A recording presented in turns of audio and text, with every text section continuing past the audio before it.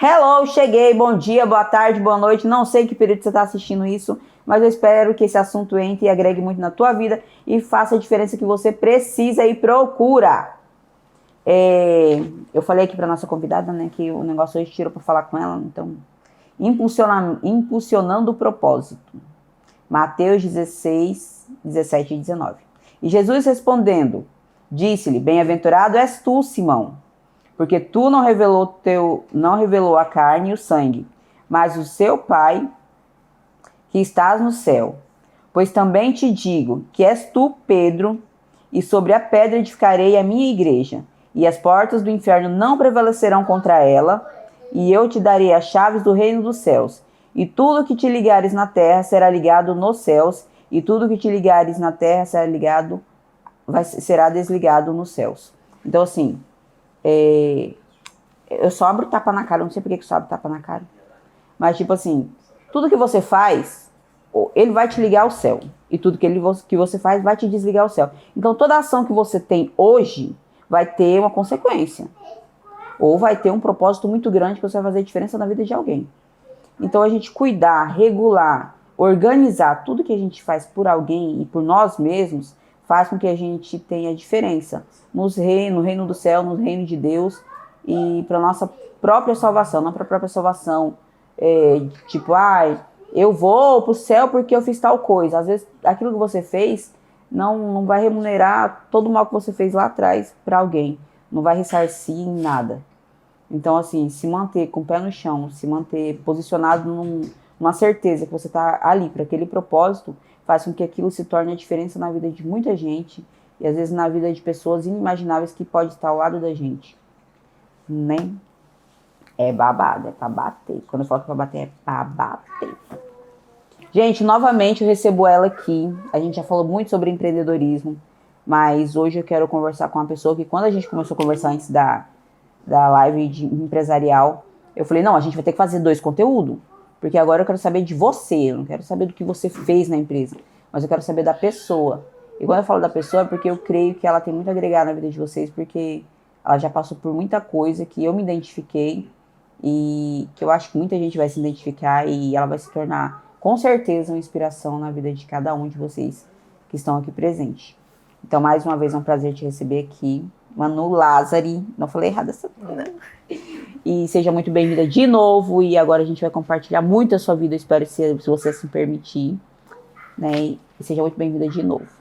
Gratidão, Mel, principalmente por estar aqui tendo a oportunidade de contar um pouco sobre a Manu, que eu gosto muito de falar sobre o que eu vivi para que eu possa inspirar outras pessoas e motivá-las. E minha vida é um livro aberto. Então, no que eu puder compartilhar aqui, pode ficar à vontade, que eu vou falar mesmo. Não, mas sim, mesmo, mas na verdade, eu quero que você me conte, assim, aquela sementinha. Desde a infância até hoje, me conta, quem é a Manu? Não a Manu empresária, esquece a empresa, que a empresária agora tá de folga. A Manu mesmo, sabe? O humano. Eu tenho entendido cada vez mais, Mel, sobre valores, né? Então, assim, eu tenho valores familiares muito fortes que foram que moldaram a minha vida. Então, lá no início, assim, bem resumidamente da minha vida, quando eu tinha 7 anos, eu tive um primo que morreu porque caiu de um boi. Ele tinha 17 anos na época e isso desestruturou a minha família como um todo. Então, minha família era muito unida, de muitas pessoas que viviam todas grudadas. E quando esse meu primo de 17 anos morreu, foi um balde de água fria na família toda. Ninguém soube reagir, ninguém soube lidar com a situação. E logo após esse meu primo morrer, o pai dele morreu assassinado. E aí desestruturou mais a família ainda. Assim, família, quando eu falo, é família de tio, tia, vovô. Minha família não se resumia a meu pai e minha mãe, se resumia a toda a extensão familiar. E nessa desestruturação, eu era muito pequena. E aí meus pais tiveram que morar no interior para ajudar a minha tia na fazenda, que ela havia ficado, do marido dela que foi assassinado, ficou sozinha, viúva, enfim, foram ajudar ela. E nesse momento eu tive que mudar e morar na casa da minha avó, porque meus pais foram morar no interior de Campo Novo. E nessa época meus pais faliram a empresa deles, porque faliu, meu pai era viajante, faliu, parou de viajar, a gente ficou sem dinheiro, eu fui morar na casa da minha avó. Nessa época de morar na casa da minha avó, mudou tudo a minha vida. Ficava 15 dias no sítio, 15 dias na cidade. A casa da minha avó era uma enteçade de gente, não era o que eu estava acostumada quando eu morava com a minha mãe. Fiquei longe dos meus pais. E aí, nessa época eu comecei a ter picos de tela preta. Tela preta. Com 9, 10 Tipo, anos. blackout. Blackout. Eu, tipo, Esqueci, tipo, aconteceu não, uma eu não coisa. esquecia. Ficava tudo preto. Sabe quando a pressão cai? Você levanta a pressão cai? Eu tinha isso umas 5 vezes por dia. Eu tava andando, minha pressão, eu ficava tudo preto, eu tinha que sentar. E aí, foi dando isso, e aí eu cheguei na minha mãe, contei, minha mãe ficou super preocupada e me levou no neurologista. Porque não era uma normal, criança tá andando e tinha tela preta, tinha que ficar. E aí o neurologista falou que era início de depressão. E aí o neuro, na época, ele falou assim, olha, você tem 3 opções. Ou vocês voltam pra casa de vocês, pra vida de vocês, porque a cabeça dela não assimilou a mudança. Ou ela tem que passar por um psicólogo e tomar remédio controlado, ou ela tem que fazer uma tomografia, uma ressonância da cabeça, tomografia, enfim. E eu tinha claustrofobia na época. Eu falei, não faça exame, não quero ir na psicóloga. E minha mãe falou, você não vai tomar remédio, vamos camuflar o problema e voltar pra casa. Aí meus pais voltaram da fazenda, nós voltamos pra casa, só dificuldade, não tinha dinheiro nem pra nada na época, porque a empresa tinha falido. Você é filha única? Eu tenho minha irmã 10 anos mais velha, minha irmã foi embora nessa época, minha irmã foi morar no Paraná, então mais uma quebra aí de laço. E aí nós voltamos pra casa, em meio entre trancos e barrancos, mas era minha casa e minha família. E a gente maquiou o problema. Isso foi até os 12 anos, mais ou menos. E aí, com 12 anos, eu comecei a ter crise de choro, ficar muito mal, e a gente descobriu que, na verdade, o médico tinha falado que provavelmente era o início de depressão profunda e que não ia curar da noite pro dia. Nessa época, comecei a tomar remédio controlado, com 12 anos, sertralina. Comecei a tomar sertralina e fui tomando, assim, não tinha um protocolo do tipo, vai tomar 6 meses e vai parar. Não, toma sertralina pro resto da vida.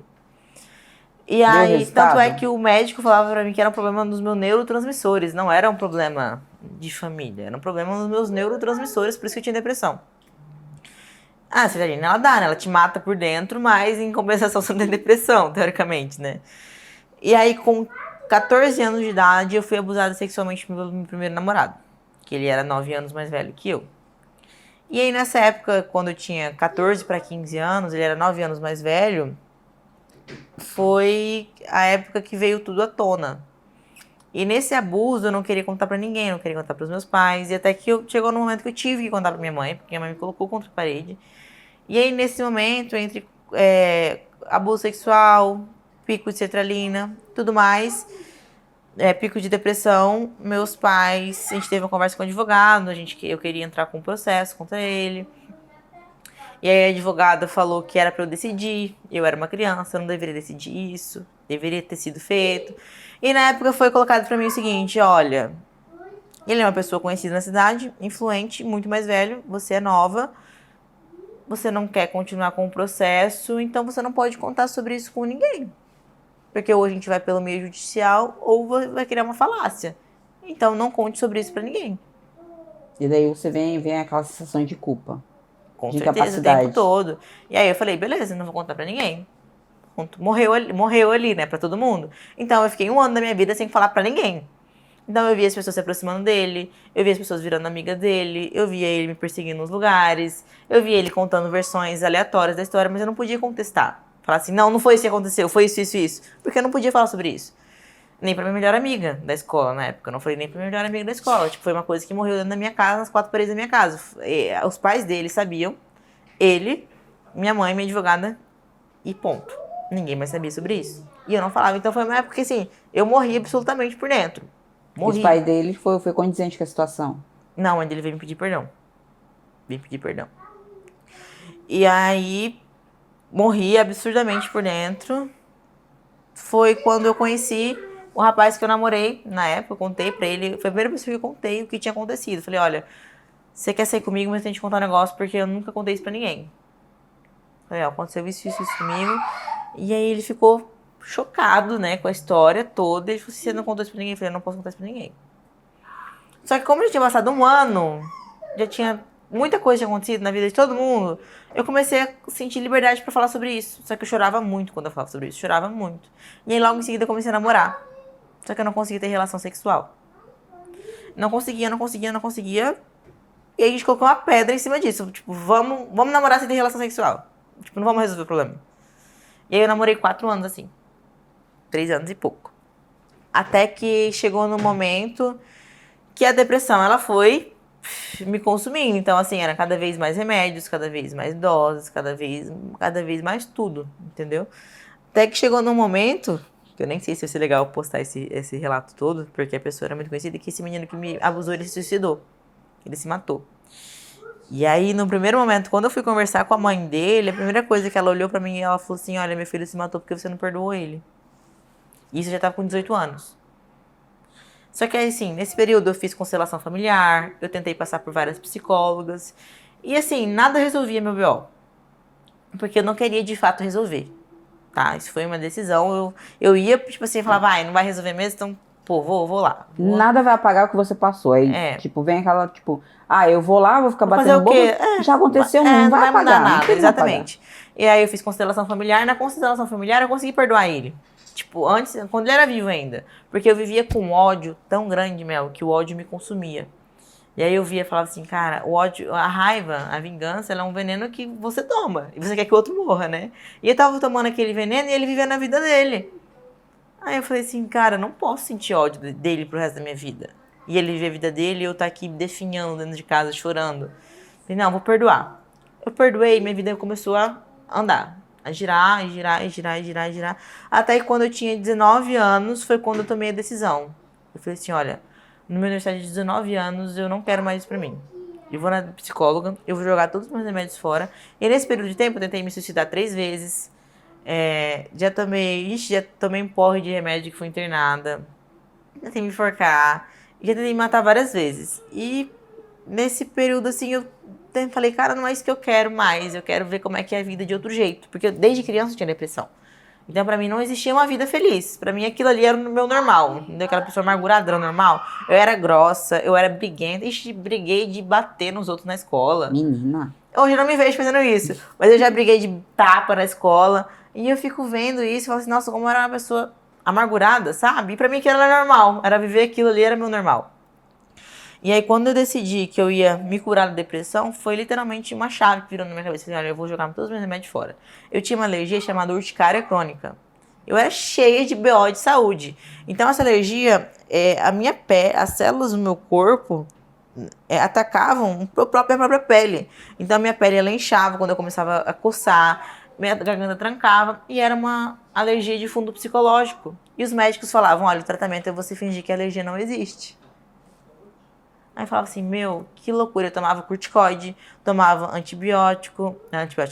tomava corticoide, antidepressivo. Chegou no momento que eu não entendia porque eu não conseguia ter relação sexual, porque pra mim eu já tinha perdoado ele, né? Então era pra eu conseguir ter relação sexual. Passei por 3 ginecologistas. Ninguém entendia. Fui tentar colocar DIU com uma médica sedada. Eu chutei a médica.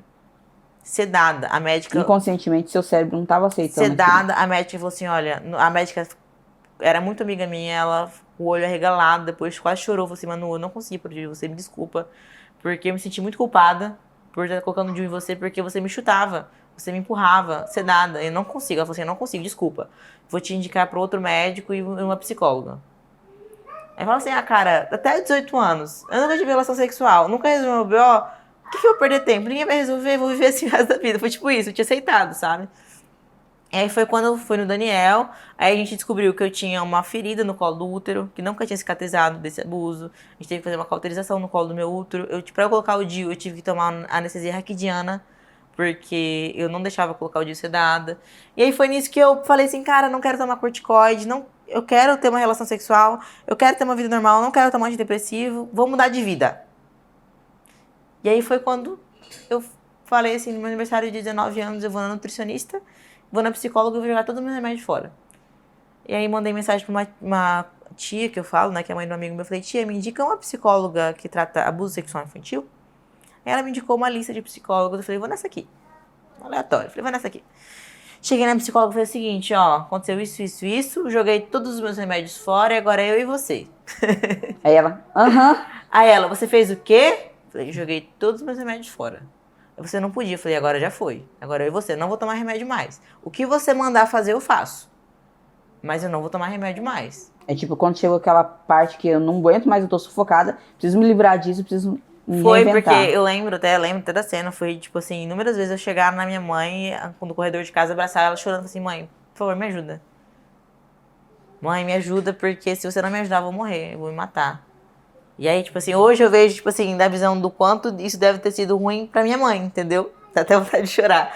Porque eu fico imaginando pra minha mãe o quanto deve ter sido difícil pra ela, inúmeras vezes eu abraçar ela chorando e falar assim, mãe, se você não me ajudar, eu vou matar. E aí minha mãe, tipo assim, calma, a gente vai resolver, a gente vai resolver. Só que pra eles também era difícil, porque pra eles não existe depressão, não existia depressão, né? Então, na minha cabeça, minha mãe não fazia sentido eu estar sentindo tudo aquilo. E aí, quando eu cheguei na psicóloga, eu falei assim, olha, eu preciso de uma coisa que não seja mais um remédio e tal. Falei que a gente ia borrar toda a maquiagem, essa bagaça. E aí, tanto é que ela chegou em mim e falou assim, é o seguinte, você vai fazer 2 sessões por semana e você vai me pagar adiantado pra você não fugir da terapia. Pra não ter desculpa mesmo. Aí eu falei assim, cara, não sei se minha mãe vai concordar com isso, porque minha mãe já não queria que eu fosse pra terapia. Aí eu falei assim, mãe, eu falei pra ela, olha, eu vou te pedir, paga a terapia pra mim, porque eu falei pra ela, prometo, dessa vez vai ter resultado e é minha última chance. E aí, Mel, nos primeiros semanas de terapia, tinha vezes de eu ir na terapia 3 vezes por semana, 4 vezes por semana, de eu ir 2 vezes e ligar uma vez chorando pra terapeuta, só que eu não arreguei, eu falava pra ela, o que você mandar fazer, eu faço. E aí eu fui na nutricionista, comecei a emagrecer, comecei a cuidar. Vocês me dão um paninho aí, o negócio aí que eu sou uma banana, vocês sabem. E aí eu comecei a cuidar da minha alimentação nessa época, eu emagreci coisa de 10 quilos. E, poxa, a minha vida mudou. Tudo começou a acontecer positivamente na minha vida depois disso. E aí foi quando não foi um processo fácil. Inúmeras vezes eu quis desistir, inúmeras vezes eu liguei pra minha psicóloga tendo uma crise, querendo correr no meio da rua, arrancando os cabelos, querendo bater a cabeça na parede. E aí ela falava, vem pra terapia agora. Então, assim, foi um processo de, eu falo, hoje eu tô 3 anos em acompanhamento psicológico, às vezes eu e ela, a gente senta na terapia, eu faço terapia até hoje. E não vou parar de fazer terapia nunca, se Deus quiser. E a gente senta na terapia e ela olha e ela fala assim, cara, você lembra da Manu que sentou na minha frente há 3 anos atrás? A menina perdida. Que só queria parar de tomar antidepressivo. Olha a mulher que você se tornou. Aí a gente para e eu fico pensando assim, cara, quanta coisa a gente já passou junto, eu e ela. E hoje, assim, uma das pessoas que eu sou mais gratas na minha vida, que eu tenho uma dívida eterna de gratidão, é a minha psicóloga. Por mais que eu tenha pago ela pra fazer o trabalho dela, ela fez o trabalho dela, sim, Você quer um, irmão? como ninguém fez. Aceito. Vou deixar um por aqui. Você quer um, irmão? Como ninguém fez. Então, assim, resumidamente, as partes difíceis da minha vida, Mel, foram essas. E, assim, uma coisa que eu sempre tive comigo, que eu citei várias vezes, foi meus pais. E eu nunca valorizei tanto a minha família igual eu valorizo hoje. O fisiculturismo me mostrou isso, sabia?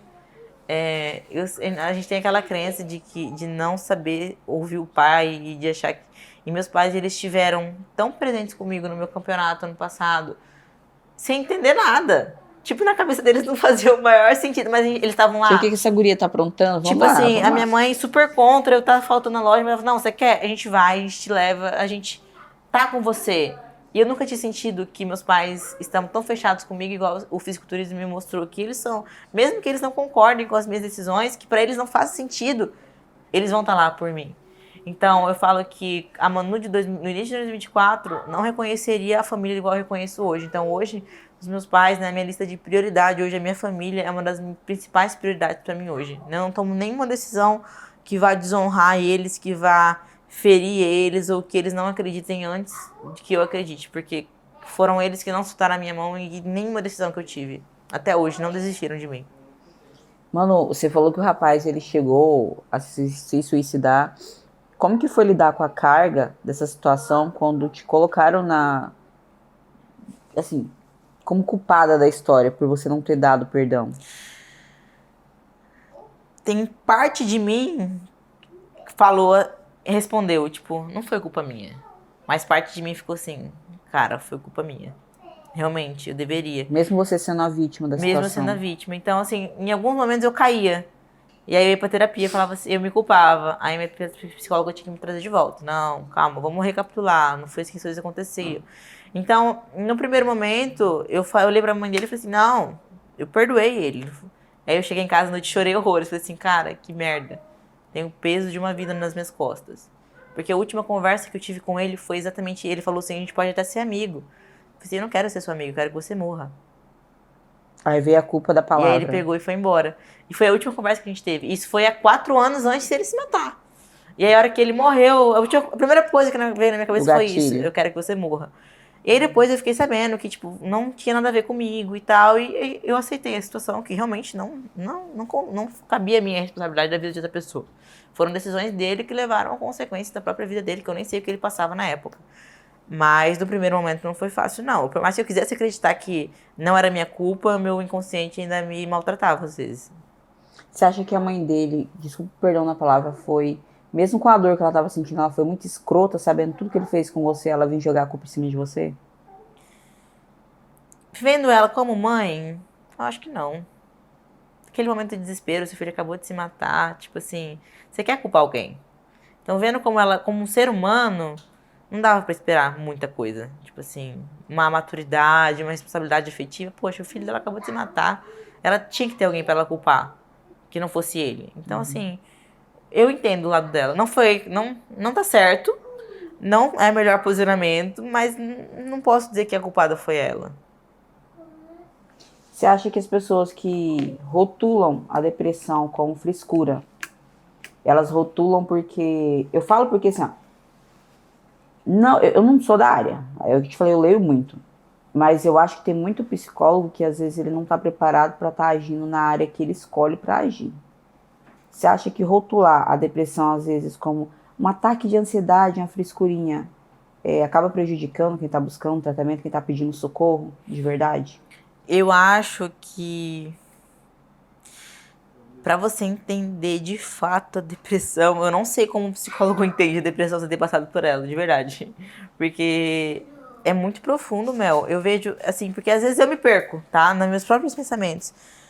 Às vezes, quando eu vejo uma pessoa depressiva, eu lembro que pra eu sair da depressão eu tive que tomar uma decisão, eu olho pra pessoa e falo, cara, decide. Mas eu lembro o quanto é difícil você tomar essa decisão quando você tá no quadro de ser depressivo. Então, às vezes, até eu me perco nesse personagem, de falar assim, não, pô, decide melhorar. Aí eu lembro, cara, é muito difícil você tomar essa decisão. Tipo, eu demorei 10 anos pra tomar essa decisão, então é difícil pra caramba. Eu acho que as pessoas, elas não estão preparadas pra ajudar a pessoa a tomar essa decisão. Entendeu? Mostrar pra elas que tem que decidir uma hora, porque não dá pra você ir tratando a depressão com um remedinho, a depressão com banho-maria. Não, cara, a depressão é aquela doença que você tem que vir, você tem que chegar com os 2 pés no peito e falar assim, eu tenho que sair desse buraco. Não é uma escalinha, porque você vai escalar, você vai cair.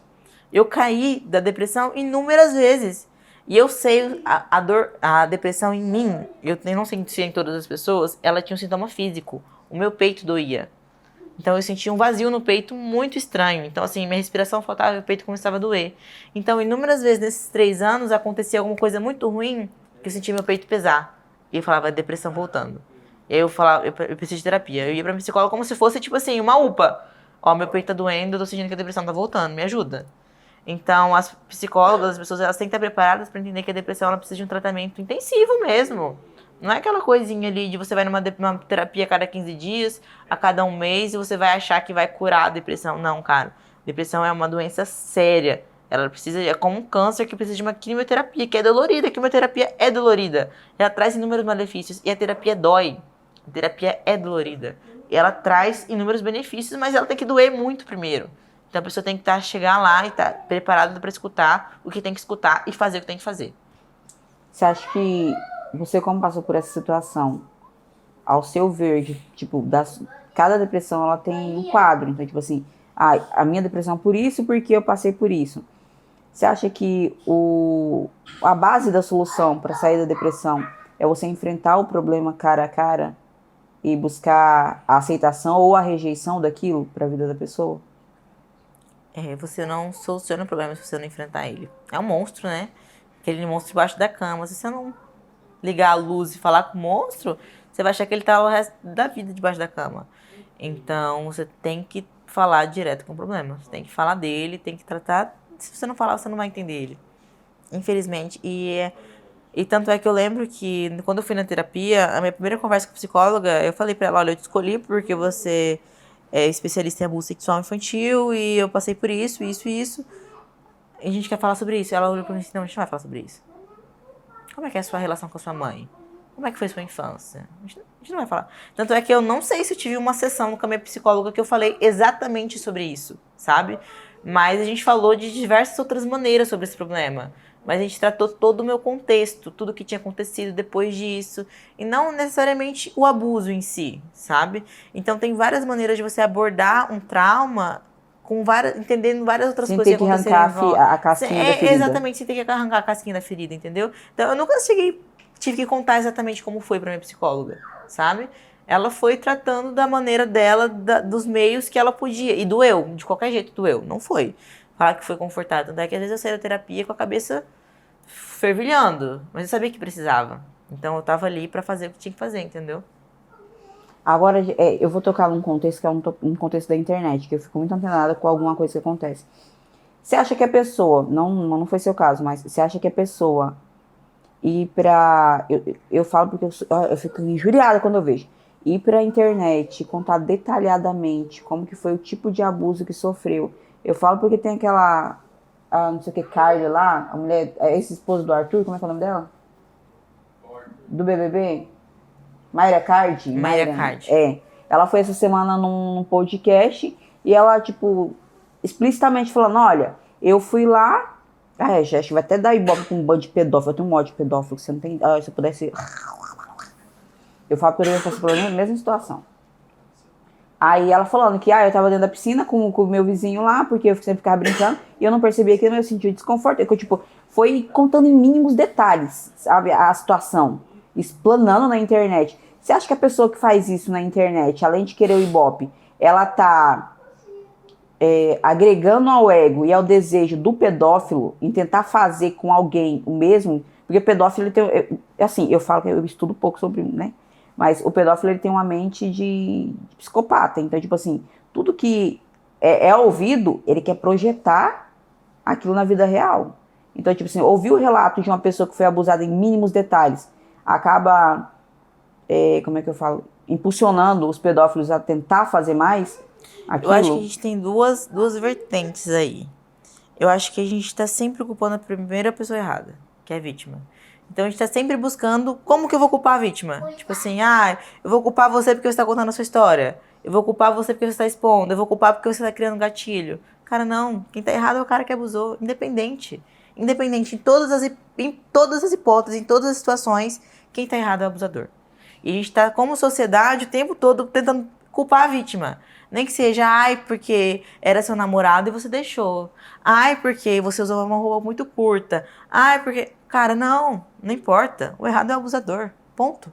Então, não acho que o errado seja a pessoa que vem expor em detalhes. Talvez para ela seja a maneira dela lidar melhor com a situação. Talvez, de fato, ela queira ibope. Talvez. Mas eu acho que quando a gente foca muito em culpar a vítima, inconscientemente a gente está sempre justificando que o abusador tinha um motivo para estar abusando. Então, igual você falou, mas agora é muito fácil eu falar assim, ele abusou porque ele teve um gatilho, porque ele viu no vídeo da Mayra Card. Não, pô, ele abusou porque ele é doente. Porque ele é abusador. Não, eu falo assim, porque ele é abusador, mas tipo assim, eu falo porque a indústria pornográfica e a indústria desses psicopatas, porque tem uma indústria por trás disso, ela, tipo, exemplo, ela tem ido lá, eu não sei se você viu, depois só ela contou em mínimos detalhes o que ele fez, tipo, mínimos. Ele fez assim, e tipo, aquilo vira um corte. A internet hoje em dia é uma merda porque ela cria muito corte.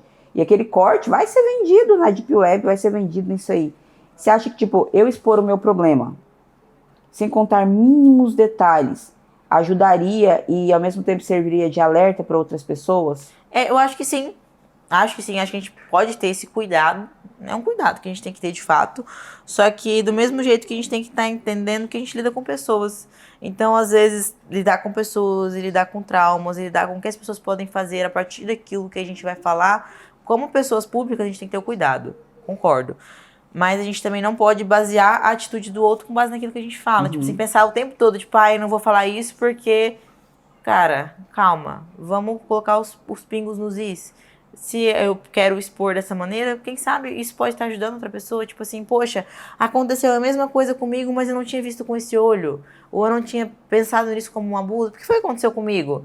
Na minha cabeça, eu não tinha visto como um abuso no primeiro momento. No primeiro momento, eu falava assim, poxa, era meu namorado, tá tudo bem. Até quando a minha mãe trouxe pra mim, você gostou? Eu falei, não, te machucou? Eu falei, machucou. Como é que foi? Eu falei, foi exatamente assim, assim, assado. Ela falou, tá errado. Não era pra acontecer assim. Você tinha que ter gostado. Você é uma menina, ele é um cara experiente. Ele tinha que ter feito você gostar em algum momento. E aí eu falei assim, cara, isso foi um abuso. Aí que veio o Aí gatilho, que caiu virou a a ficha. ficha. Então, às vezes, se a gente não se atentar, tipo, os detalhezinhos que decodificam uma coisa que é um abuso de uma coisa que tá tudo bem, a gente não consegue. Então, assim, é muito difícil eu condenar uma fala de falar assim, ai, não expõe os detalhes, e ao mesmo tempo achar que os detalhes são primordiais. Eu não consigo ser a pessoa que bate o martelo e fala, entendeu? Se tá errado, tá certo. Manu, e você, você pretende ser mãe? Sim. Você acha que para uma mãe você não teve toda essa, você não teve a instrução tipo de sexualidade quando você era criança? Eu acho que é o erro que a maioria dos pais cometem, que é achar que instruíram. Minha mãe sempre achou que me instruía. Que sempre, ela sempre falou, ai filha, não fica pelada na frente do titio, ou não deixa ninguém passar. Isso não é o suficiente. Eu fui abusada por um namorado. Por quê? A minha mãe nunca me deu a liberdade de chegar nela e conversar. Nunca chegou em mim e conversou. Olha, assim, quando você quiser conversar comigo, quiser entender mais, você pode ter essa abertura. Eu nunca tive essa abertura com a minha mãe. Então, eu não podia falar. Então, tanto é que demorou pra eu me abrir com ela e contar o que realmente tinha acontecido, porque eu não queria falar pra minha mãe que eu não era mais virgem, por exemplo. E eu não sabia como eu podia contar isso pra Para você ela. era uma vergonha, era Pra mim era algo. uma vergonha, pra mim era algo ruim. Então eu acho que a gente tá tão preocupada com aquilo que a gente pode ver, que a gente não instrui todos os lados. Tipo, filha, tem que ser algo bom. Se for, pode acontecer em qualquer momento da sua vida, desde que seja bom, que você queira, que a outra pessoa queira, que não seja uma pessoa da sua família. Então eu acho que a gente tem que saber dar a liberdade para que os filhos cheguem na gente contando também. Porque não adianta você falar o que pode e o que não pode, mas você não dá aquele direcionamento mais, olha, mesmo que seja seu namorado, não importa o homem que seja, não pode acontecer. Então, eu acho que faltou essa visão, entendeu? Você acha que se quando você contou toda a situação e colocaram todo mundo frente a frente ali, é, não te colocando como a posição, tipo, você escolhe se faz ou se não faz, e tipo, a sua mãe tivesse tomado a frente e falado, não, fizeram com a minha filha, é a defesa dela e a gente vai levar em frente. Teria diminuído muito o gatilho na tua vida e te Na minha e na prejudicado menos? dela, na minha e na dela. Minha mãe por muitos anos se culpou por não ter feito nada. Minha mãe se arrepende de não ter feito nada. Ela se arrepende, ela vê, ela fala assim, não, eu deveria ter feito. Só que naquele momento ela também se viu em defesa, também nunca tinha passado por isso. Mas muita coisa teria sido diferente se ela tivesse batido o pé e falado, vamos. Mas não foi o que aconteceu. Acho que por medo, talvez. Porque eu não quis. Porque colocaram a responsabilidade em mim e eu bati o pé e falei, não quero. Não quero me expor, não quero que a cidade fique sabendo, não quero que as pessoas fiquem falando sobre mim, eu não quero. E a minha mãe falou assim, não, a gente vai. Eu falei, não, mãe, eu não quero. Aí ela falou, ah, então tá bom, se você não quer, de fato, tá tudo bem. E aí faltou essa insistência, tipo assim, não, você não tem que querer, a gente vai, entendeu? Você acredita, sim ou não, que a castração química resolve o problema ou que o psicopata, que é pedófilo, ele vai arrumar outras formas de suprir a necessidade dele, mesmo com a castração química? Isso é castração química, isso é mental, castração química não vai. Não necessariamente ela vai impedir que o cara não reproduza, mas e aí? Isso é mental. É um desejo mental, não é a castração química que vai resolver. Não acredito nisso. Eu lembro que uma vez eu vi uma reportagem, acho que foi no Fantástico mesmo, que eles estavam falando que, eles separam na cadeia quem é e quem não é, que não sei o quê. E o cara falou bem assim que se passasse por castração química não ia mudar nada, que ele ia buscar o meio de satisfazer o desejo dele. Então, tipo assim, não levantou aquilo, mas eu quero que aquilo ali eu tenho que não sei o que, tipo, pra suprir aquela psicopatia É a da pedofilia. psicopatia. Tanto é que o abuso sexual em si, ele não precisa de ter uma penetração para que se configure um abuso sexual. Então, eu acho que a castração química, ela vai talvez retardar algum ou outro, mas não vai ser a solução do problema. É um problema que ele tem um fundo muito social, Principalmente essa questão do homem achar que ele pode fazer qualquer coisa com a mulher. A questão social das mulheres não entrarem como...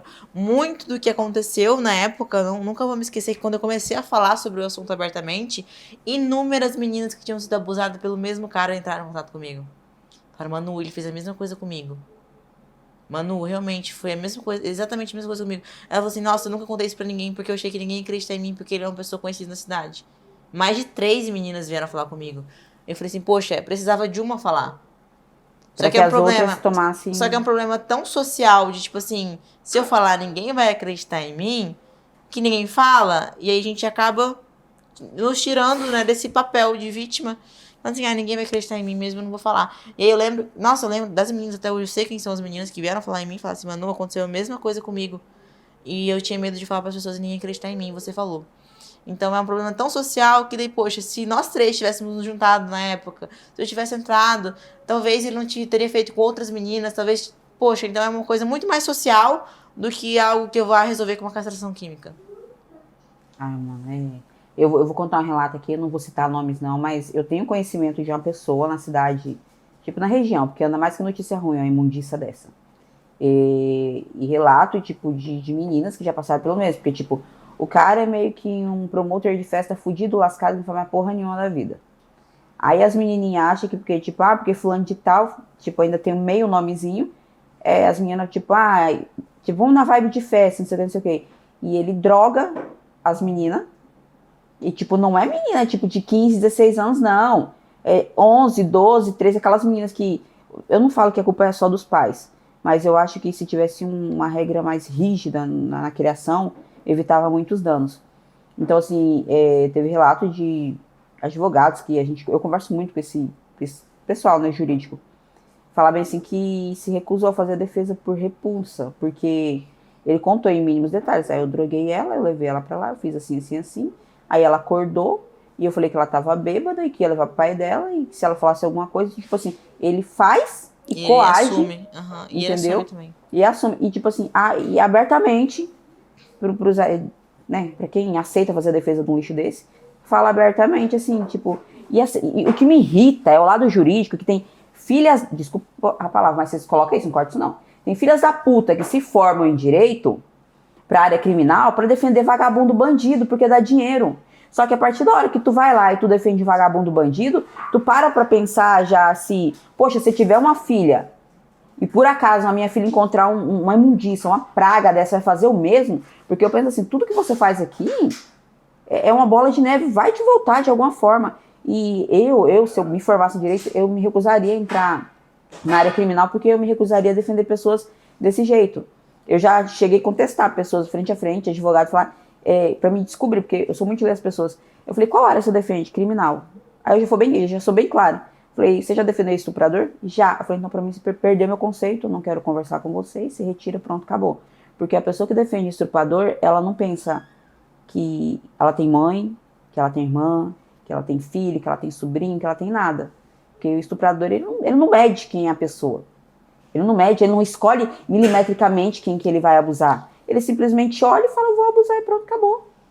Então a pessoa que se sujeita a fazer aquilo ali pra mim é o fim do fim. E você, que é um ordinário dos infernos, eu não rogo praga não. Mas espero que Deus tenha misericórdia de você, porque nem o inimigo te quer no inferno, de verdade. Eu sou uma pessoa muito apegada a Deus e eu sofri, não foi 1, nem 2, nem 3, nem 4 abusos, não. Eu cresci sozinha a partir dos meus 10 anos, quando minha mãe morreu. E as tentativas eram absurdas. Era do meu padrinho, que eu tava na casa dele todo dia. Eu ia trabalhar e o meu patrão tentava fazer isso. Fui trabalhar no salão e o marido da minha patroa, ele me abusou. Ele falou assim, vamos pra tua cidade fazer tal coisa assim, assim. E no meio da estrada ele parou. Tipo, daqui em Montenegro, no meio da estrada, do nada. Ele falou assim, não, agora ou você fica comigo ou deixa você ir embora a pé. E eu não queria aquilo. E você se coloca numa situação tão absurda que as pessoas acham que, igual você falou, abuso é só penetração. Não é, mano, a gente sofre tanto tipo de abuso diariamente e as mulheres se calam. Então, tipo assim, não é questão de, eu sou feminista. Eu não sou, entenda, eu não sou feminista, porque eu acho que as feministas, elas são todas surtadas, entendeu? Há um raciocínio lógico e tem um limite pra cada coisa. A feminista, ela não tem ponderação pra nada. Ela acha que ela é melhor que homem, ela vai bater de frente. Você é melhor do que homem quando você aprende a se posicionar, não quando você vai bater de frente. Porque daí é uma guerra de... Guerra de sexos. Não existe isso. Então, assim, saber se posicionar para mim é primordial. Saber ter união, saber se colocar e bater de frente mesmo quem tenta te abusar, eu acho que não é a solução pro problema. Porque o que fizeram com a gente nunca vai... E assim, é uma questão, eu vejo isso tão como cultural, que isso me deu uma força muito grande. Porque eu também não vou negar que tem certo momento que a gente é tão culturalmente educado a duvidar da mulher, que a gente se pega duvidando. Tipo, às vezes você vê uma mulher, não sei o que, e você fala assim, poxa, mas a gente tem o pré-julgamento. a gente tem, é cultural, a gente cresceu sendo educado, assim. Então, às vezes você se pega, tipo assim, duvido que aconteceu. Esse cara não ia fazer isso com ela. Eu tenho uma filosofia de vida, assim, que o cara, ele pode ser meu irmão, pode ser meu melhor amigo. Se a menina que eu não conheço vier denunciar ele, eu vou acreditar nela. Não importa se eu confio na pessoa de olhos fechados, eu vou acreditar na palavra da mulher. Depois a gente me provou que você não fez nada, beleza. Porque eu já tive no lugar de ser a pessoa que duvidaram. No lugar de ser a pessoa que, tipo assim, cara, não vou falar sobre isso porque a pessoa que me abusou tem uma relevância social maior do que a minha. Então ninguém vai acreditar em mim. Então eu já estive nesse lugar de não falar por medo de não acreditar. Então assim, cara, primeiro eu acredito na mulher. Porque ela é o elo mais frágil. Agora, se o cara realmente provou que ele não fez nada, beleza. Que a gente se pega vendo na televisão, tipo assim, algum jogador teve alguma mulher que denunciou o jogador. Tá querendo só ganhar dinheiro. Porra. Aí ela vai deixar de denunciar, porque tem uns infelizes que pensam isso. E se eu estivesse no lugar dessa mulher? Fui abusada por um jogador, não vou denunciar, porque eu sei que vai ter infeliz que vai achar que eu tô querendo ganhar dinheiro. Então, sempre a gente tem que cuidar muito quando a gente tá no papel de ser o julgador. Porque na primeira oportunidade a gente tira e culpa a vítima. Sempre tá buscando culpar a vítima. Sempre tá buscando entender por que o abusador fez o que fez. E o abusador tem que ser entendido. É a vítima que tem que ser entendida, sempre. Agora que você tocou num ponto, eu vou pautar isso. A gente vê muito o que acontece tipo, com o jogador. Eu não tô defendendo o Neymar, não. Já vou avisar, eu não tô defendendo ninguém, não. Mas o Neymar, ele foi vítima, não foi nenhuma nem duas de mulheres que elas são ordinárias mesmo. Tipo assim, vou usar a situação, vou criar a situação. E eu acho que ele já tá tão vacinado com o B.O. que, né? Ele já põe a câmera até acho que no negócio dele lá pra não... Olha, não fiz não, entendeu? Porque as pessoas... Tem mulher que quer se sujeitar à situação pra midiaticamente explodir. Eu tiro isso porque teve uma aí que ele fez que, tipo, em questão de minutos, a mulher tinha 1 milhão de seguidores. No outro dia tá a mulher fazendo publi. Aí no outro dia tá se defendendo. Vestindo de branco, fazendo a coitada que não sei o que, não sei o que. No outro dia tá atacando publi. Eu falei, mas que porra é essa? A mulher não tava abusada, que tava morrendo. E provaram que realmente ela foi ordinária. Ela foi tudo manipulado por ela. Mas você coloca numa balança social, Mel. Quantas mulheres fazem isso pra prejudicar o homem e realmente conseguem? Ela não conseguiu prejudicar o animal. Você acha que por Mas quantas mulheres deixam de denunciar por dia abusos sexuais porque elas vão ser duvidadas? Coloca na balança o número. Você acha que existem mais mulheres que denunciam falsamente porque querem ganhar alguma coisa ou mais mulheres que são abusadas e não denunciam porque elas não vão ser reconhecidas? É óbvio que a balança da mulher que é abusada e tem medo de denunciar porque não é reconhecida é muito mais pesada. Então, assim, eu até lembro de uma aula de direito que eu falei pro professor, eu falei assim, cara, eu sou a favor da inversão do ônus da prova, no caso de abuso sexual. Porque a mulher é sempre o elo mais frágil. O cara tem que provar que não abusou dela. A mulher sempre é o elo mais frágil numa relação de abuso sexual. Hoje, falando culturalmente, não, espero que esse cenário mude de fato, mas não é. Desde os primórdios até hoje, a mulher numa relação de abuso sexual é o elo mais forte, mais fraco. Então ela tem que estar provando que ela foi abusada, cara. Quando isso é desgastante, quanto a carga emocional que ela sofreu até chegar ali já é desgastante. Ela tem que provar que ela foi abusada, é mais desgastante ainda. Então inverta. Que o homem prove que não abusou, ele que prove que não fez nada. Você acha que essas mulheres que fazem esse tipo de colocação, que se prestam a isso, elas acabam influenciando para a sociedade de acreditar menos ainda? Com certeza, descredibiliza, né? Elas descredibilizam a nossa classe, querendo ou não. Porque daí fica mais fácil. A fulana já fez, mais uma tentando fazer. Então vamos supor que ele decida abusar de uma mulher. Decida não. Às vezes acha que não é. Pegou uma menina bêbada na festa, usou dela lá, mas na cabeça dele não é um abuso, né? Porque tá tudo bem, tava bêbada, ela quis, na cabeça dele não é um abuso. E aí ela vai lá e denuncia, tava bêbada, não quis. Mas, poxa, 2 já fizeram pra prejudicar, essa é mais uma. Então, descredibiliza toda a próxima que vai vir. Então, a mulher que faz isso, pra mim, poxa, ela é extremamente criminosa. Não pensa na classe feminina, não pensa nas outras mulheres que sofreram abuso, não pensa em nada, só pensa nela. Então, ela tá cometendo um crime pra mim ali também, que é algo inexplicável. Você acha que o enquadramento e, ao mesmo tempo, a coação no trabalho dificulta ainda mais a mulher a querer repreender o abusador com medo de perder o trabalho? Porque isso acontece diariamente, cotidianamente, em várias áreas. Com certeza, com certeza. A hierarquia, né? O medo de perder aquele cargo, perder aquele posto. Porque, como eu disse, é cultural descredibilizar a mulher. Então, poxa, num posto que, culturalmente, a mulher já é o elo mais fraco. Dentro de uma empresa que, dentro da hierarquia, ela ainda está abaixo que o supervisor dela, por exemplo, ela vai ser mais descredibilizada ainda.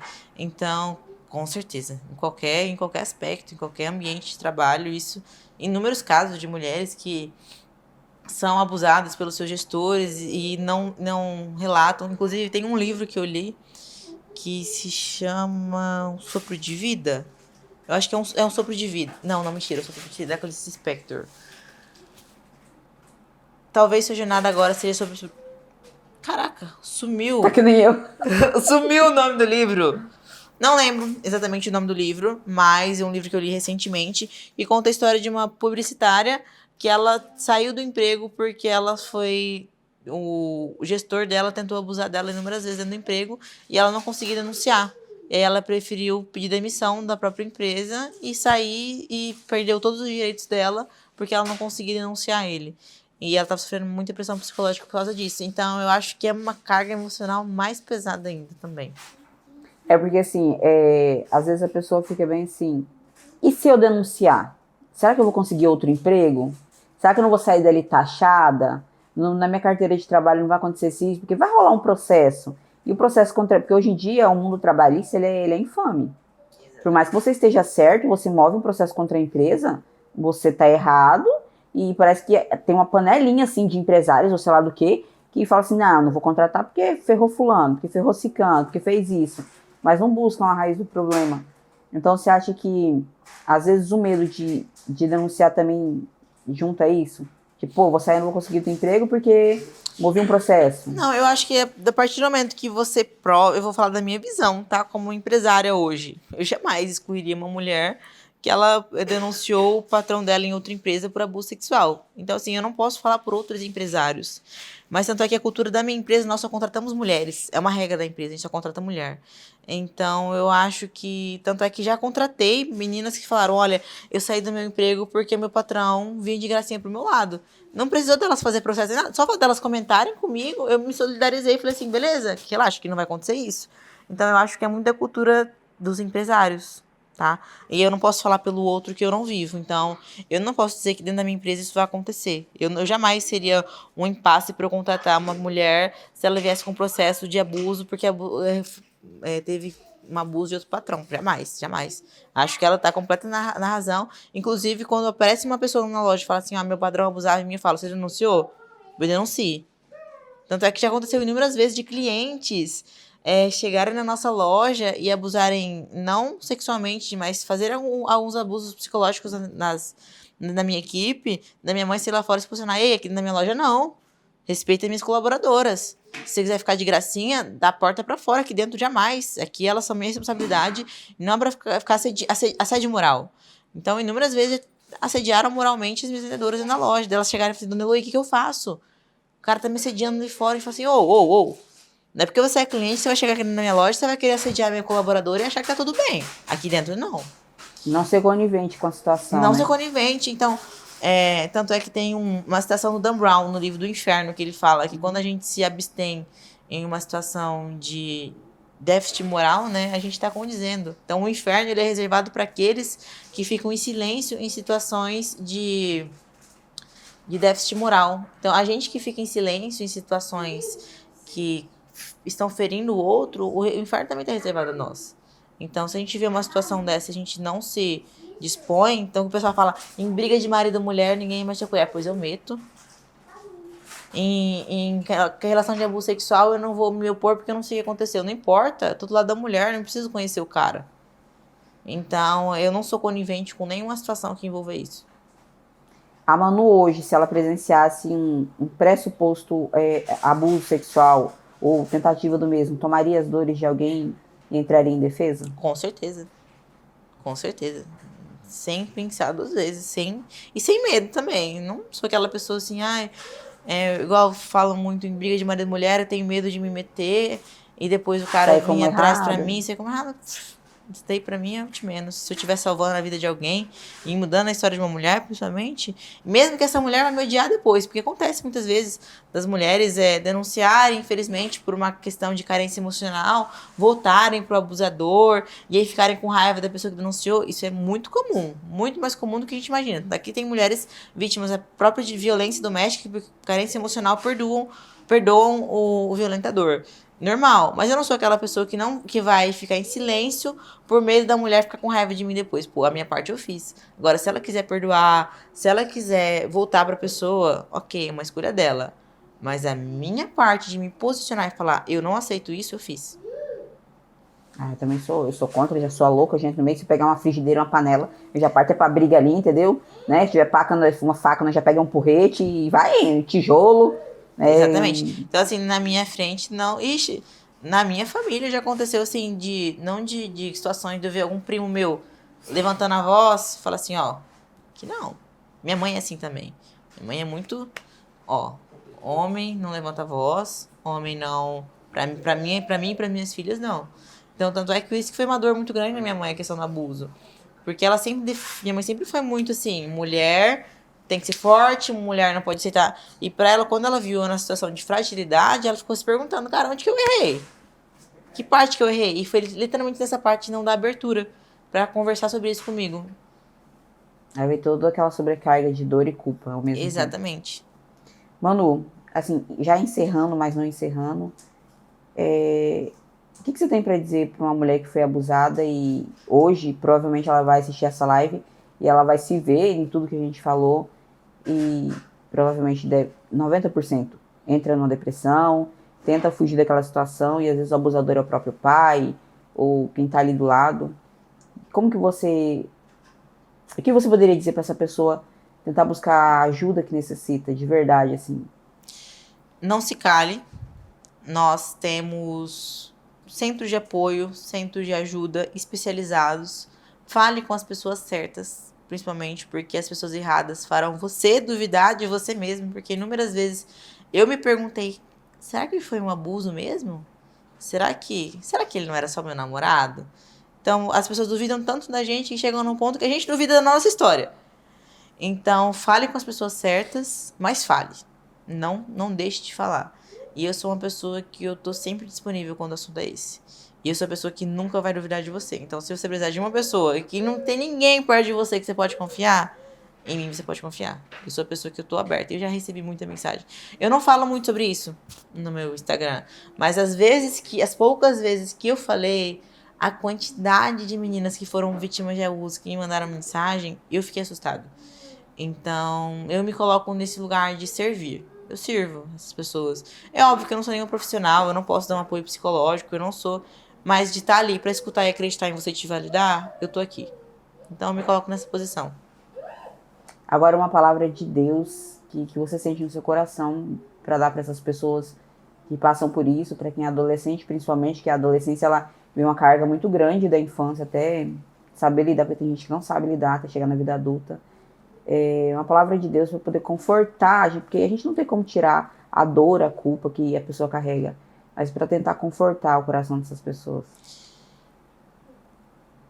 A palavra só veio solta na cabeça, é uma palavra de superação, porque a gente tem que decidir não aceitar aquilo como verdade para nossa vida. Não vai ser isso que vai definir sua vida.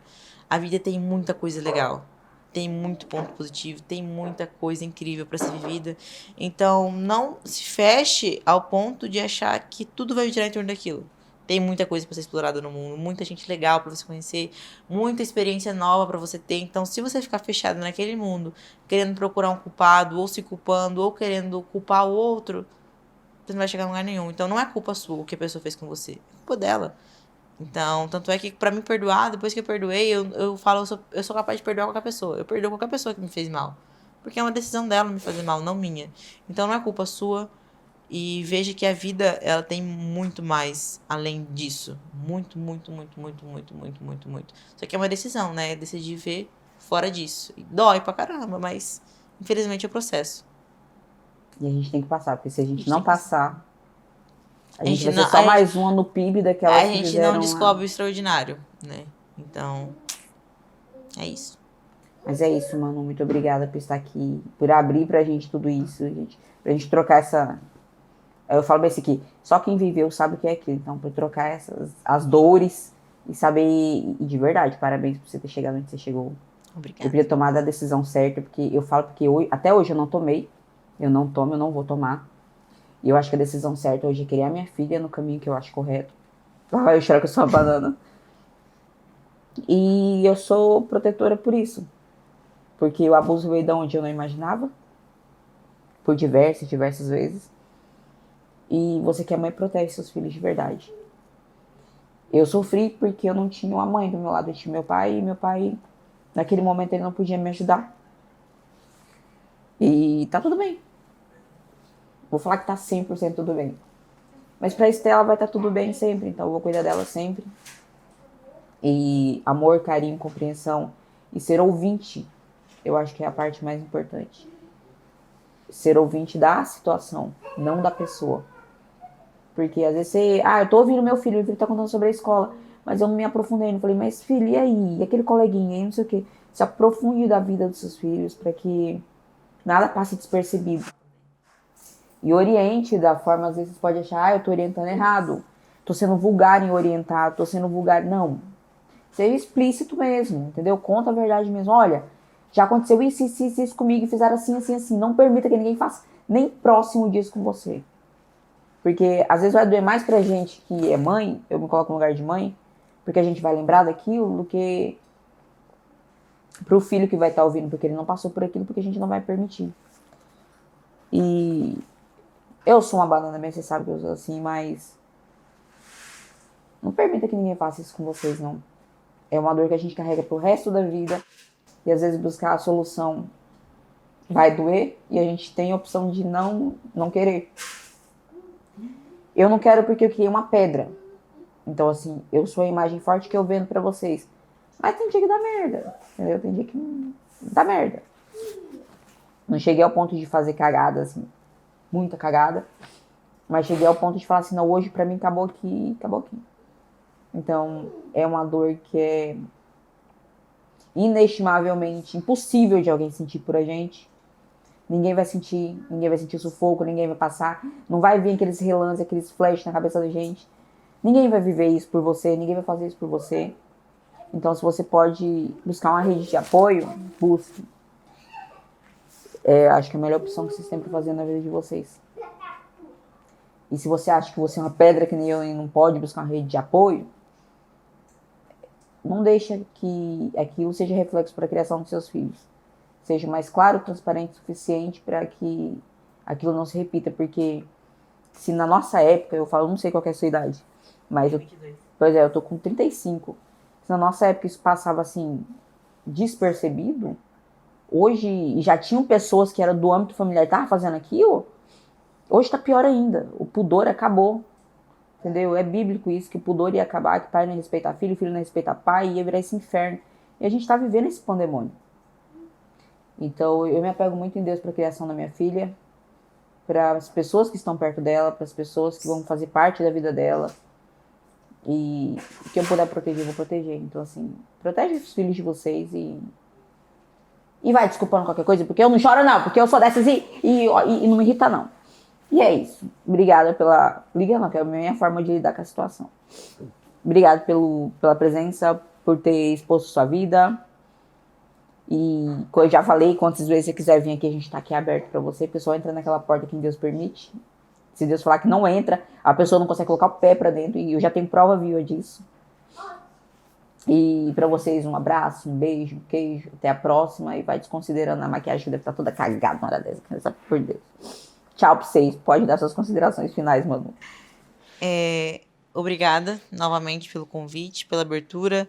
Eu acho que foi a primeira vez que eu falei tão detalhadamente, promovia pública tudo que aconteceu comigo e se fosse a Manu de 3 anos atrás, eu não ia conseguir falar 1/3 do que eu falei sem chorar. Ia conseguir contar toda a história e sem me doer nada no coração. E no início do podcast, eu até falei pra você que eu não mudaria nada na minha história. De fato, nem essa parte eu tiraria. Porque eu sou eu hoje, porque eu sobrevivi a isso. Isso me fez muito mais forte, mas eu não acho que ninguém tenha que passar por isso pra se tornar uma fortaleza. Eu acho que tem muitas outras maneiras de a gente se tornar uma pessoa forte sem ter que passar por grandes traumas. Mas, infelizmente, foi o trauma que me trouxe até aqui, querendo ou não. Então, eu tenho que aceitar meu destino como ele foi escrito. Mas eu tô aqui pra dizer, Mel, que por mais que a gente ache que a gente protege os nossos filhos o tempo todo, uma hora a gente não vai conseguir proteger. E quanto mais rápido a gente aceitar isso, menos a gente vai sofrer também. Então, converse mais.